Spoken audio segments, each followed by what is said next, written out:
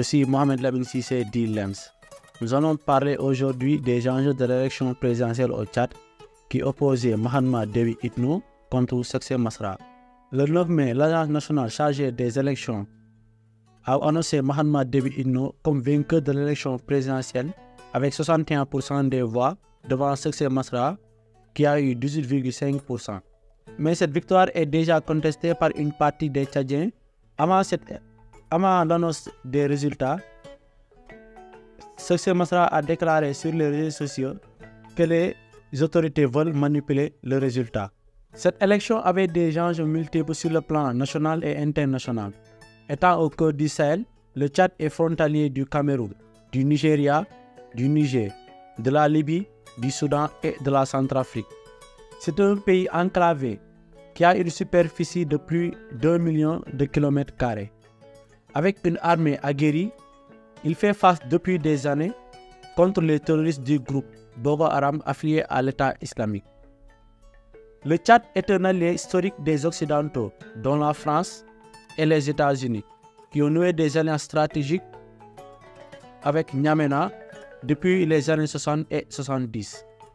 La France, après avoir perdu le Mali, le Burkina Faso et le Niger, ne veut pas perdre le Tchad, ce qui serait encore une énième humiliation. Mais les États-Unis ont des intérêts stratégiques au Tchad, vu l'influence grandissante de la Russie en Afrique. Avant l'élection présidentielle, le média tchadouan a divulgué une information selon laquelle les combattants de l'Africa Corps ex-Wagner sont arrivés sur le territoire tchadien à la demande de Mahatma Kaka. Mais les autorités tchadiennes n'ont pas confirmé cette nouvelle. Vous pouvez lire notre article sur la description. Washington s'inquiète de plus en plus de l'influence russe en Afrique qui ne fait que s'étendre et redéfinissant ainsi la carte de la géopolitique en Afrique. En effet, le Tchad a une position géostratégique en Afrique centrale et est un carrefour entre l'Afrique de l'Ouest, l'Afrique du Nord et l'Afrique centrale. Il a d'importantes ressources naturelles. C'est un élément central pour la stabilité régionale, participant ainsi dans la lutte contre le terrorisme au Sahel. Dans une lettre datée du 4 avril, l'armée de l'air tchadienne a demandé à l'attaché de défense américain de suspendre les activités des militants américains sur la base aérienne de Kozey. Quant aux États-Unis, ils annoncent un retrait temporaire le temps que les deux pays trouvent un terrain d'entente.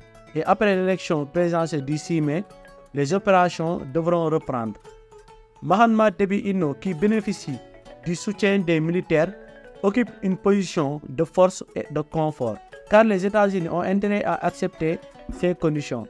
En effet, Mahamat Déby dirigeait depuis 2014 la Direction générale des services de sécurité des institutions de l'État, un service composé de forces spéciales d'élite luttant contre le terrorisme et servant également de renseignement militaire pour le régime de Déby.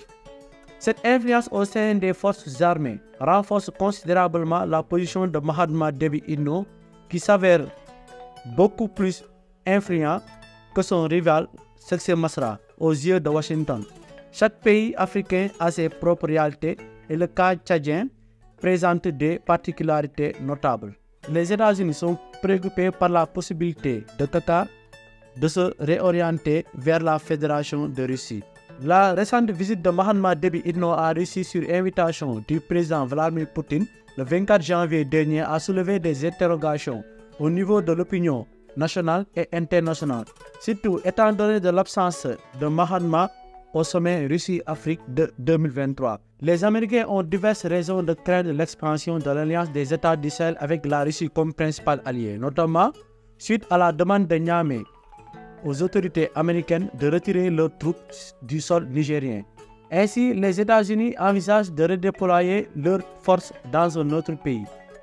Un éventuel ralliement du Tchad à l'alliance des États du Sahel ou à l'influence russe représenterait un changement géopolitique majeur pour les Occidentaux, offrant à Moscou une position stratégique au Sahel.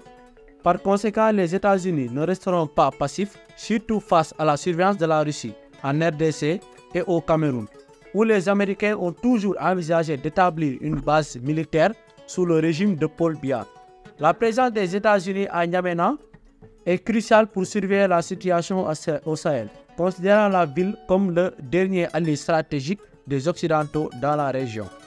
Les États-Unis cherchent à empêcher la montée en puissance de l'Alliance des États du Sahel qui renforce ses alliances diplomatiques avec plusieurs pays.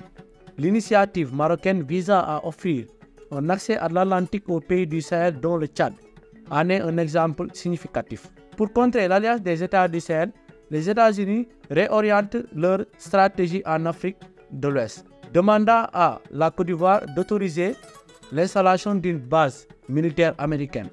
En parallèle, le Sénégal, avec ses nouvelles autorités, semble naviguer entre différentes positions dans la géopolitique du XXe siècle. Les premières visites du président sénégalais Bassirou Diomaye Faye dans la sous-région indiquent que le Sénégal ne se positionnera pas comme un allié de l'Alliance des États du Sahel. Les États-Unis pourraient être en train de travailler pour éloigner le Sénégal de l'Alliance des États du Sahel. Merci chers internautes, n'oubliez pas de vous abonner. Je vous donne rendez-vous pour une nouvelle chronique sur la chaîne panafricaine Korat Kama TV.